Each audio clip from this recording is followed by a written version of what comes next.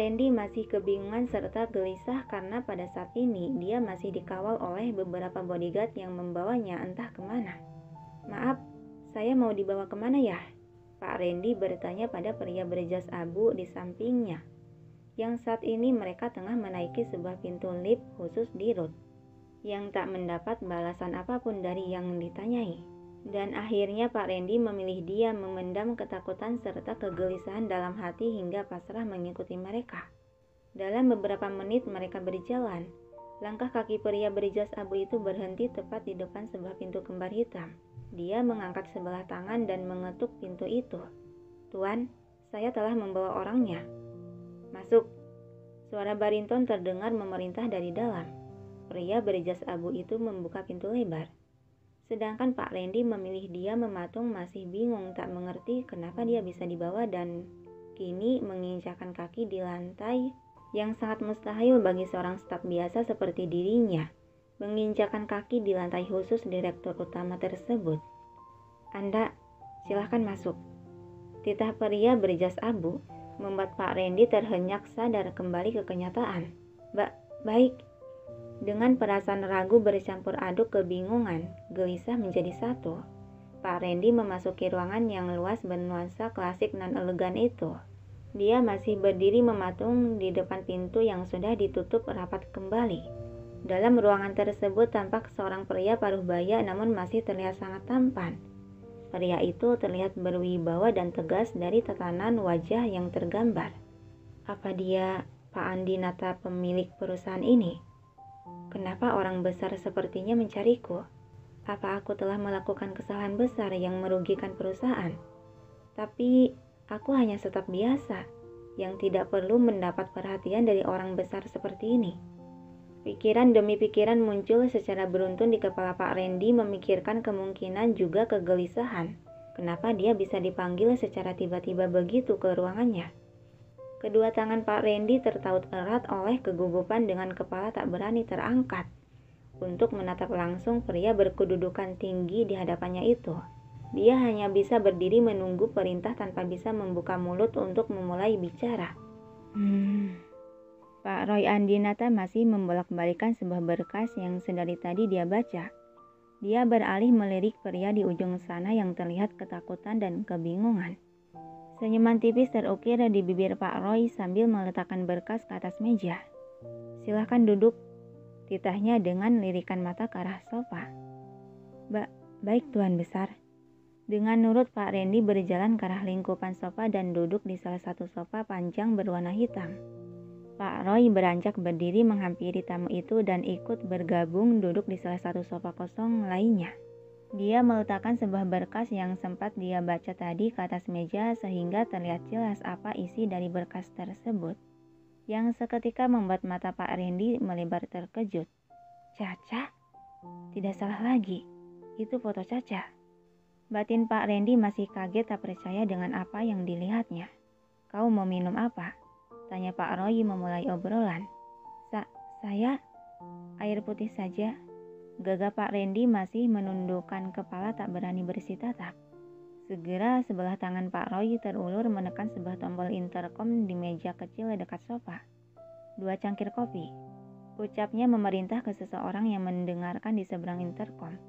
"Baiklah, selagi menunggu minuman datang, Anda boleh bertanya terlebih dahulu." Pak Roy duduk dengan kaki bertumpu lutut serta sebelah tangan menyikut ke lengan sofa. "Saya?" bingung Pak Randy menunjuk dirinya. "Iya, pasti banyak yang ingin Anda tanyakan, bukan?" Yang dibalas anggukan kepala kaku oleh Pak Randy. Dan hal itu membuat Pak Roy terkekeh pelan. "Santailah, jangan terlalu tegang dan gugup. Saya tidak bermaksud melukai Anda, Pak Randy Sandoro. Jadi tenanglah." "Maaf Tuan, saya hanya gugup saja dan masih bingung tambah kaget karena saya yang seorang staf biasa tiba-tiba dipanggil ke ruangan Anda." Kali ini Pak Randy berucap lancar walaupun sedikit tersendat. Lagi-lagi senyuman tipis terulas di bibir Pak Roy menatap pria di seberang sofa. "Anda tahu kenapa Anda dipanggil ke ruangan saya?" Yang dibalas gelingan kepala. "Tidak Tuan." Sebelum pertanyaan itu terjawab, seorang wanita memasuki ruangan membawakan 2 cangkir kopi. dan sepiring kue coklat ke atas meja. Dan obrolan pun kembali dilanjutkan setelah orang itu keluar ruangan yang kembali menyisakan Pak Roy dan Pak Randy di sana. "Silakan diminum," titah Pak Roy sembari mengambil cangkir miliknya. Pak Randy hanya menatap cangkir kopi tersebut tanpa bergerak untuk meminum. "Sudah sangat lama aku tidak minum kopi. Jika Caca tahu aku minum kopi, akan seperti apa ya wajahnya?" batin Pak Randy. Melihat lelaki itu hanya terdiam tanpa berani menyentuh, senyuman kembali terulas di bibir Pak Roy. "Apa Anda juga dilarang meminum kopi oleh Naaira?" Tersadar Pak Randy dari keterpakuannya, dia akhirnya berani menatap pria tampan bernama Roy Andinata di hadapannya itu. "Aira," celetuk Pak Randy mendengar nama tak asing di telinganya. Tersenyum sambil meletakkan kembali cangkir kopi ke atas meja. Pak Roy menatap. "Iya, Nak Mekaira Nandira, calon tunangan putra kami, Jonathan Andinata." "Hah?" Kedua mata Pak Randy melotot kaget, mulutnya terenganga tak percaya. Calon? Tunangan?" Yang dibalas anggukan kepala oleh Pak Roy serta senyuman meyakinkan. "Dan karena hal itu, saya memanggil Anda yang sebagai ayah Nak Mekaira kemari." Pak Randy masih shock tak mengerti maksud semua perkataan itu. Sebentar, Tuhan tidak salah orang kan? Memang betul putri saya bernama Mekaira Nandira. Tapi putri saya tidak pernah cerita tentang pertunangan dengan Tuan Muda Jonathan Andinata. Dan bahkan putri saya tidak saling kenal dengan Tuan Muda. Tidak, saya tidak mungkin salah orang. Pak Roy menggeser berkas yang sempat diletakkan di atas meja tadi tepat di hadapan Pak Randy. "Anda bisa lihat berkas ini. Apa saya masih salah orang?" Tangan Pak Randy mengambil berkas itu dan membolak-balikannya membaca dan melihat isi berkas, yang ternyata semua data Mekaira tertulis lengkap tanpa terkecuali. Sampai beberapa foto tentang Mekaira terpampang jelas di sana. "Tuan, ini..." Pak Randy tampak bingung serta takut dengan kenyataan yang terlihat. "Saya tidak ada maksud jahat dengan mengorek privasi Nak Mekaira. Saya hanya ingin lebih mengenal calon menantu kami." Dengan pelan Pak Randy meletakkan kembali berkas itu ke atas meja.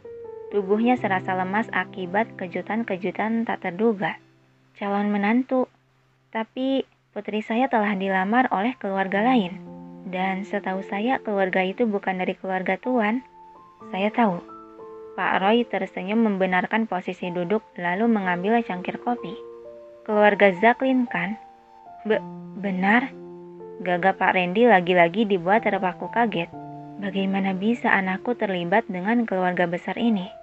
Ya Tuhan, Caca, anak itu, soal Tuan Jacqueline saja aku sudah kewalahan.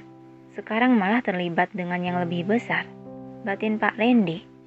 "Tolak lamaran itu, dan tetapkan tanggal pertunangan dengan putra kami." Mendengar ucapan itu seketika Pak Randy tertegun. Dia bingung harus menjawab apa.